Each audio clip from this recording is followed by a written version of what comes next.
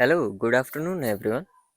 बहुत समय के बाद मैं वीडियो ऐसे रिकॉर्ड करने जा रहा हूँ। इसका रीज़न क्या समझाऊँ?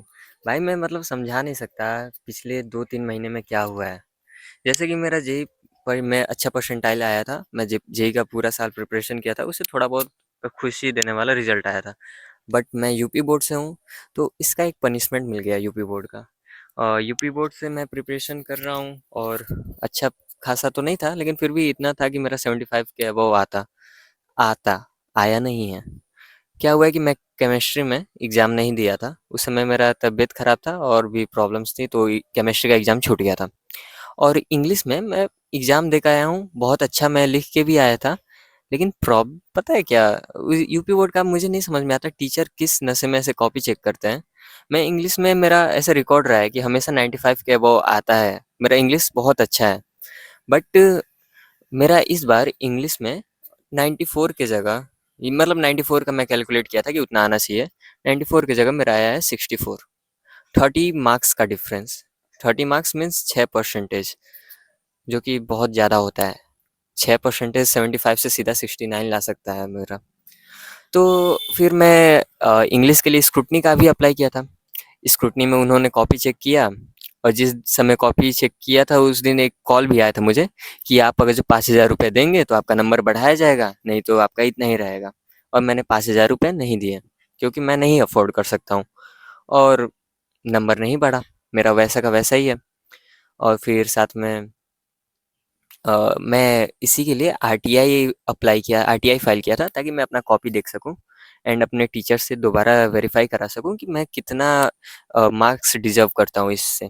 और उसके बाद मैं कुछ एक्शंस लूँगा, जो भी हो। ये मेरा प्लानिंग है। और साथ में मैं केमिस्ट्री का कंपार्टमेंट देने वाला हूँ। प्रिपरेशन अच्छा खासा किया हूँ मैं।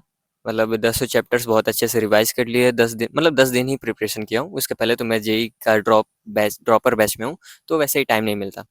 तो फिर केमिस्ट्री का प्रिपरेशन अच्छा खासा किया हूँ। अब 28 तारीख को मेरा यूपी बोर्ड का कंपार्टमेंट एग्जाम होने वाला है केमिस्ट्री का। मुझे नहीं आइडिया है कि कैसा ये पेपर आएगा, या फिर कंपार्टमेंट का कोई एक्सपीरियंस नहीं है। वो अब ऑन द स्पॉट जैसा होगा वैसा होगा। तो फिर अब देखते हैं कि केमिस्ट्री का क्या होता है मेरा।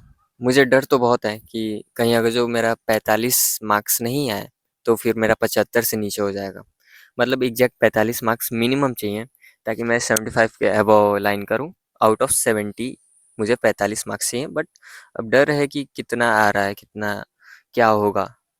और मुझे कोई आइडिया नहीं है कि इसमें भी क्या घोटाला कर दे यूपी बोर्ड वाले। देखो, सीबीएसई बोर्ड में भी प्रॉब्लम्स हैं। इस बार एसआईआर का हुआ था दिक्कत, लेकिन फिर भी ठीक है, तुम लोग का एटलीस्ट इतना तो मार्क्स मिल जाता है अक्सर।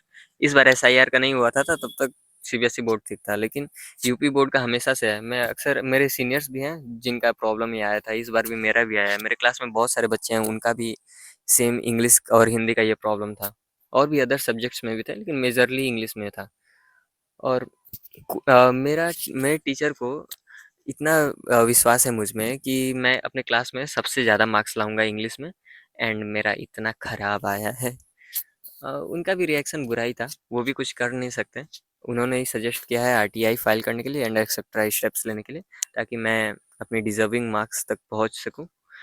और फिर केमिस्ट्री का तैयारी ठीक ठाक चल रहा है। 28 तारीख को मैं जाऊंगा एग्ज़ाम देने, और उसके बाद से कुछ बता पाऊंगा। And very very very sorry for not being consistent on YouTube. Like I have no time, or I have no idea what to post, what to not.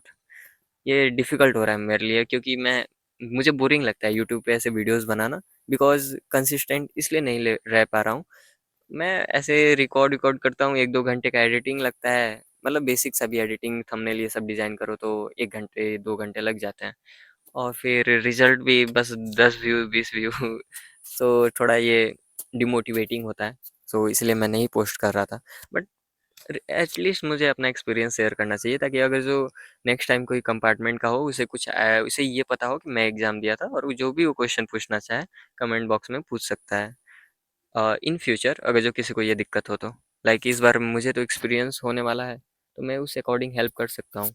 And अगर जो कोई यूपी बोर्ड का किसी और का इशू है, तो वो भी मुझसे ऐसे सजेशंस ले सकता है।